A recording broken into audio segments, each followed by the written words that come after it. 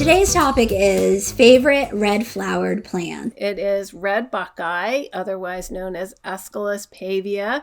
It is hardy from zones 4 to 8. It is a deciduous shrub or small tree, depending on its habit. Some of them sucker a little more. Some of them will make a strong single leader and form more like a tree shape.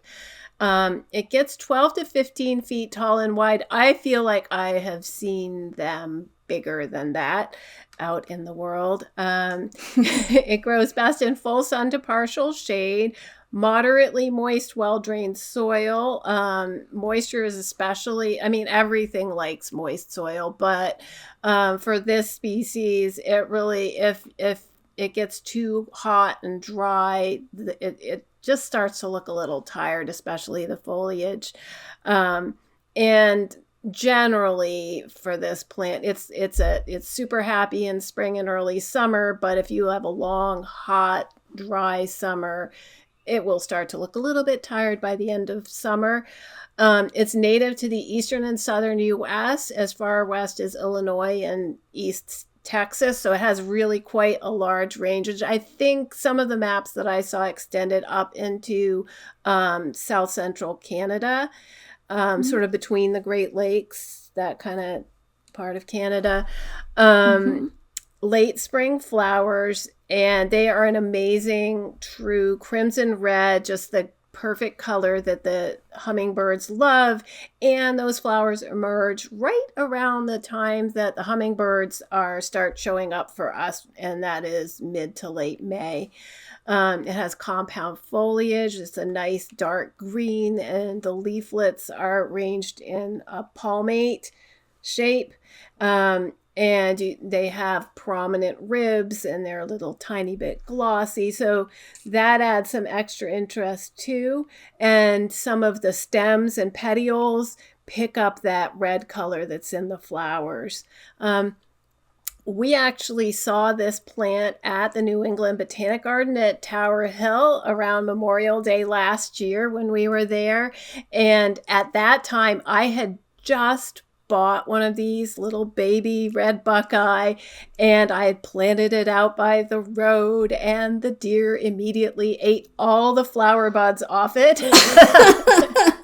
I got no flowers that first year.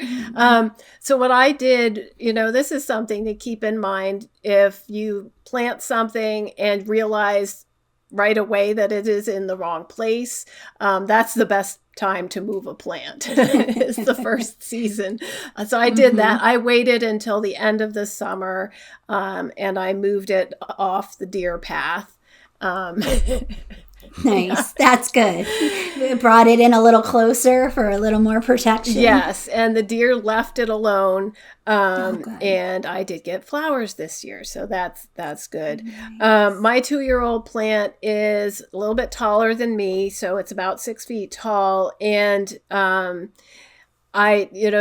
we did have photos of a nice full-size specimen in the archives, and so I've dropped a few of those in the show notes so you can see the potential, and then sort of what I see when I look at my little scraggly Charlie Brown red buckeye.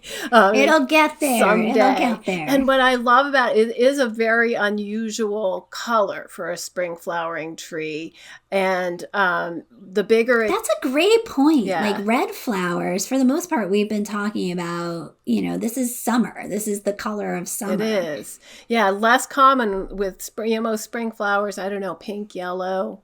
Pastels. Yeah, pastels. Yeah. So nice, strong color. And the bigger it gets, the more hummingbirds it'll feed. So that's all the selling point I need. But all parts of this plant are poisonous. So don't anybody think that this has edible flowers. It does not. Poisonous, bad. I don't know how the deer that ate all my flowers survived, but maybe it didn't. Maybe that's why it's never gotten eaten again. I don't know. Maybe not. Indigestion, right. At least a horrible case of indigestion. Wow. That is, I remember the specimen at Tower Hill, we were standing under. Yes. Like that's how large it was. And the flowers were above our heads. Yes. And so it was under the canopy, so it was a little more sparse. The one that, the mature one in the show notes, out by itself, it's very full. So the habit sort of depends how much light it gets, I think.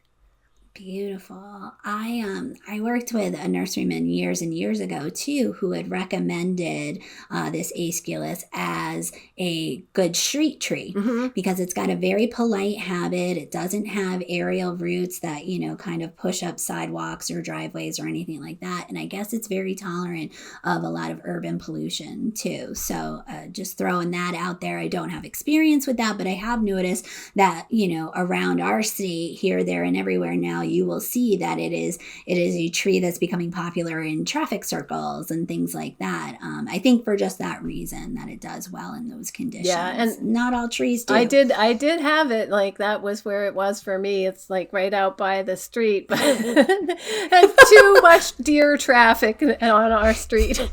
It's a different kind of pollution there. Oh man.